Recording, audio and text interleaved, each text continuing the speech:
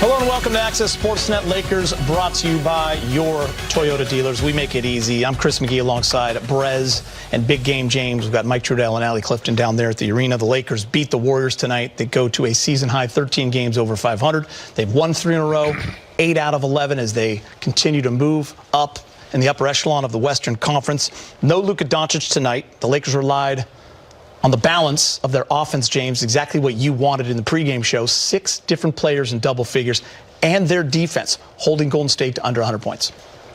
Yeah, I thought they did what they needed to do. Without Luka, they came with a defensive, sense of urgency.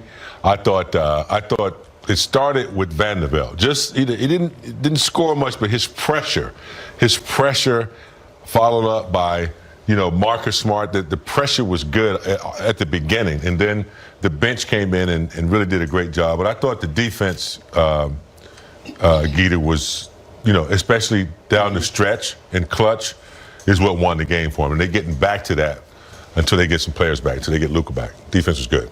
Yeah, I give this team a lot of credit tonight. I mean, look, Lakers knew they'd be without Luka, at least a day or two ago.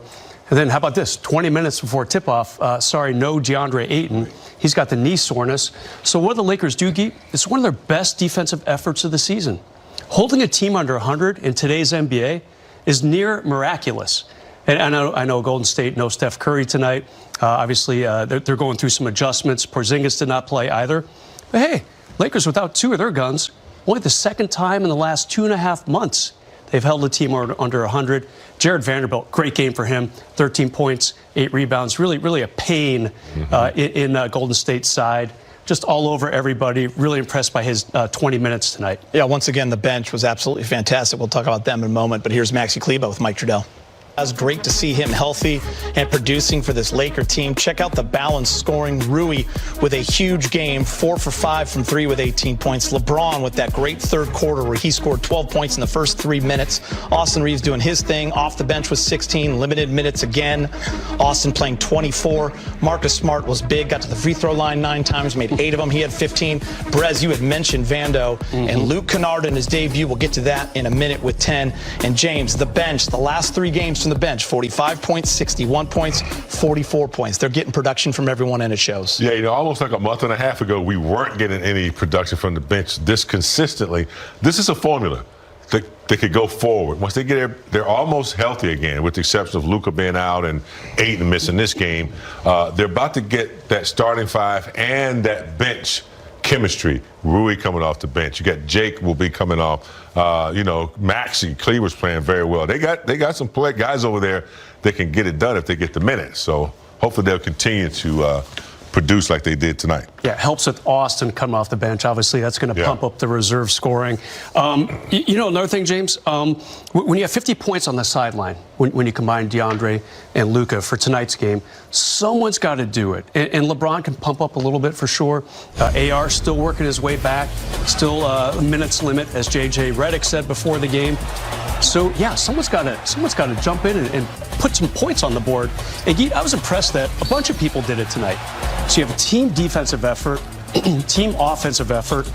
You know what else I like? They overcame the Draymond antics. I mean, he was getting technical fouls. Should have gotten a flagrant on that brutal assault on Jared Vanderbilt in the second half. I'm still not sure what happened there, Geet. How the refs didn't even look at it. I believe they're afraid of him. I wouldn't be surprised.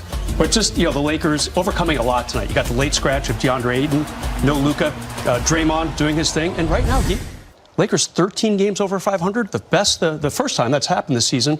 They are tied for 4th in the West with Houston as we speak. Pretty impressive. And just a half game behind Denver. Yeah, I mean, in that third spot. It's been incredible what they're doing right now. Yeah, it's a nice run, and these are important 3 games. That's exactly what Maxi Kleber said. You cannot think about All-Star break yet. Can't think about your vacation, getting away from the game. You got to be dialed in and focused. So the big news, obviously, the trade deadline right before noon hit. Lakers traded for Luke Kennard. Gabe Vincent leaving.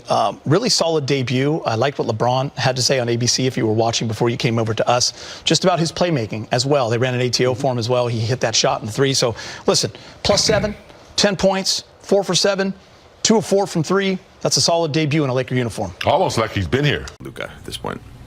Yeah, we did. Would you care to share? Oh, sure. Okay. Yeah. No, he's got a mild hamstring strain. He'll be out tonight, and then day-to-day moving forward. Mild, I guess, in this context, seems like a good word to hear. Is it fair to say like you feel good about that relative to what it could have been? Yeah. I mean, again, it's day-to-day. Okay. We'll keep it simple for him when he's out there.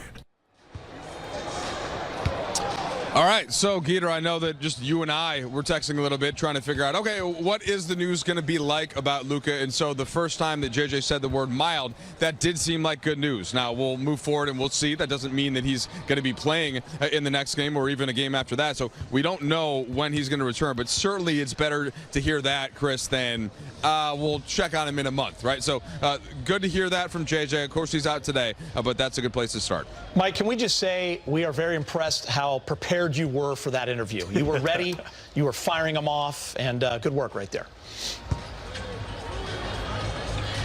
Just, got to have one in the chamber. Just ready to get back to the next one, depending on what the answer is. Well, he had like 6 or 7. He had 6 ready to go. JJ was kind of having fun with it too, just giving him the quick yes, no. But Mike was not going to have anything to do with that. Mike was going to get to the bottom of it. Thanks, Mike. We appreciate it, buddy. Good work. And Mike's right. Mild is the best word we could have heard. So no Luka tonight, 50 games in.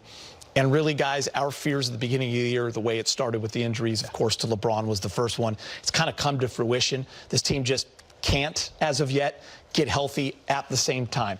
No Luka tonight. They're 4-4 without him. Listen, James, bottom line, you can still win games. Obviously, they're 4-4 without him, but you're just going to miss him big time. He's having such a great year. Hopefully, he's back soon, because in this stretch that we've talked about, a lot of big home games coming up, you'd love to have him. I love the guys that we have. I love Austin. I love LeBron. I love the guys that we have when Luka's out. But he's the heart. Mm-hmm. So you got your pacemaker. I don't know how many games he's going to be out, but mild is the word we wanted to hear. So I hope that that's a quick recovery. James, I'm with you. Geet, I still owe you a text. You sent one to Trudell and me about an hour ago saying, we got to get everyone together on the court, because it would be nice to see the full Lakers squad, including the 3 superstars, and there just hasn't been enough of that this season. Hey, what I said to you, too, is I just want to see it for a week. Yeah, just like 3 or 4 games in a row. 4 or 5 games. That'd be nice. Yep. See what you got. Obviously, it's not going to happen before the All-Star break. Why would the Lakers rush Luka back with an absolutely crazy back-to-back coming up next week with OKC and San Antonio, and then you got Dallas before you hit the break. Maybe Luka comes back and plays that Dallas game.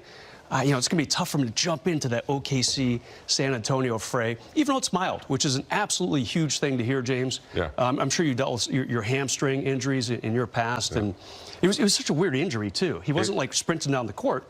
It was just, to me, it was a very weird thing to happen. You just don't know when it's going to pop up. It just happens. You know how it is when I'm sitting here and all of a sudden I get a cramp in my leg or something like that. But it also, it lets you know why they just can't get over the hump. When people see games and they wonder why they can't win and why things aren't happening, it's because they don't have all the pieces together. Mm-hmm. They haven't been together long enough. We're always plugging in, and they've done a really good job, I'd have to say, in the absence of players when they've been injured. But when you need to have players together in order to see the full team and everything that they're capable of, and we just haven't been able to see that yet. Yeah, I mean, listen, it makes what they've done this year being, a game and a half out of third. Yeah. Mm-hmm. They're in 5th, 8th best overall record. It makes it even more impressive. And James, I go back to Thursday night's win, and I don't know if we were just more kind of surprised that they ended up winning that game, but I feel like I celebrated it more the next day when I started to think about it, because I thought it was one of their most impressive wins, James. I mean, Luka left in the second quarter. LeBron did not have a great offensive game by his standards. Yeah. It was high turnover. There was no answer for Embiid. They got down by 16, but they came back huge in that second half with great defense. But, James, it was the contributions from the role players, I think, that just really made me happy that the Lakers... and some plays, but it just goes to show you what they are capable of and what they have to do without Luka. The ball moved. Everyone got touches. Guys a little bit more aggressive. Jake, I thought Marcus, Rui took advantage of situations. So they had a team effort. And again, it just goes to show you that they have a formula that works. Just be nice to get everybody involved at the same time. Yeah, that 4-4 without Luka, the bottom of your screen, they got to work on that. Mm-hmm. You're talking about one of the game's most dynamic players, currently 3rd among the odds makers for the MVP award. And it's hard to lose him, Geet, obviously, especially with Austin Reeves coming back. But it's got to be a team effort, no doubt about it. You know what I think? I think LeBron might lift his game. I think he's the guy that's going to kind of show us that, all right, time for LeBron to kind of rise up even more than he has been. He's had a nice, slow, steady incline. And James, is it maybe a good thing at this point that he did miss the first month of the season and prevented that wear and tear? And it's going to be nice to have him just 1 month fresher in my mind anyway. Even though he did say recently it hurt him to not have that regular summer work.